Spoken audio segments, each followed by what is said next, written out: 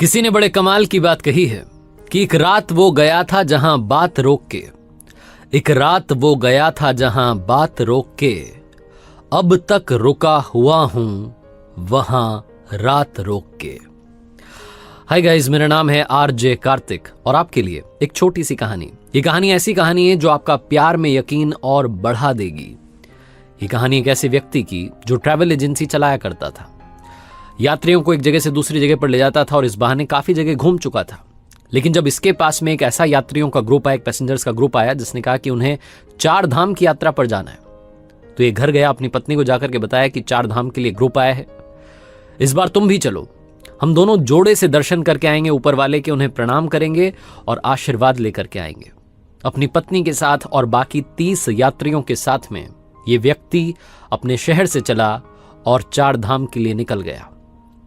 2013 का साल था, महीना था जून का, तारीख थी 16।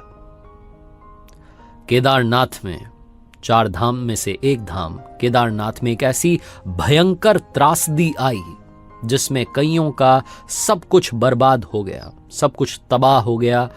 कई सारे लोग अपनों से बिछड़ गए। पानी का स्तर बढ़ता जा रहा था, वाटर लेवल बढ़ रहा था, बिल्डिंग्स ढह रही थी। उस स्थिति में, उस हादसे के बीचों बीच इस व्यक्ति ने अपनी पत्नी को खो दिया। ये अपनी पत्नी को तलाशने लगा। पानी का लेवल बढ़ रहा है, बिल्डिंग्स गिर रही हैं, इसे कोई फर्क नहीं पड़ रहा था। पागलों की तरह अपनी पत्नी को ढूंढ रहा था।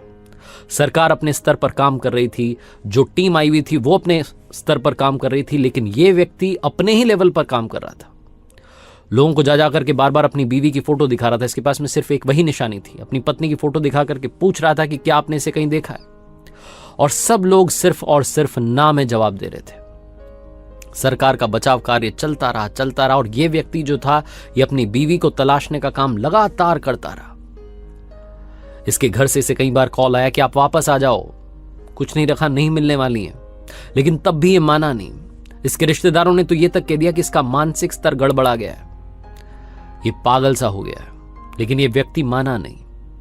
क्योंकि ये वहां रुका हुआ था, पैसे की कोई अर्निंग, कहीं से कोई पैसा नहीं आ रहा था, अर्निंग नहीं हो रही थी, तो इसके पास में जितनी प्रॉपर्टी थी वो सब इसने वहां बेच दी और उसकी वजह से जो पैसा आया उससे बच्चों की देखभाल करने के लिए वहां किसी को बोला कि ध्यान रखना बच्चों का, उन्हें कोई दिक्कत नहीं आनी चाहिए।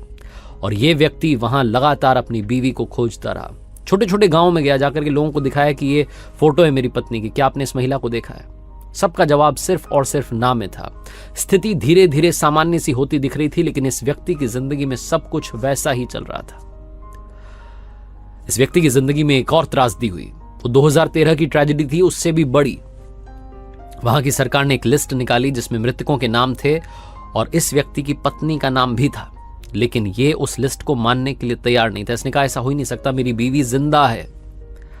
सरकार ने कहा आप कॉम्पनसेशन लेकर के जाइए, अपने बच्चों का ख्याल रखिए, लेकिन इसने उस मुआवजे की राशि को भी मना कर दिया। इसने कहा जब मरी नहीं है तो पैसे क्यों लूं, मेरी बीवी जिंदा है। लगातार अपनी पत्नी को तलाशता चला गया और 2015 का साल था, जनवरी का महीना था, 27 तारीख थी। तब उत्तराखंड के गोंगली गांव से खबर आई कि यहां पर एक महिला को देखा गया है जो आपकी पत्नी जैसी दिखती हैं, लेकिन उनका मानसिक स्तर कमजोर है, वो घूम रही है इधर उधर।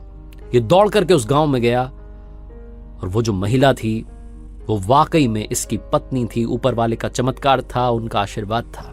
हालांकि वो जो त्रासदी हुई थी उसकी वजह से उनका मानसिक स्तर कमजोर हो गया था, लेकिन अपनी पत्नी को जिंदा पाकर इस व्यक्ति की खुशी का कोई ठिकाना नहीं था।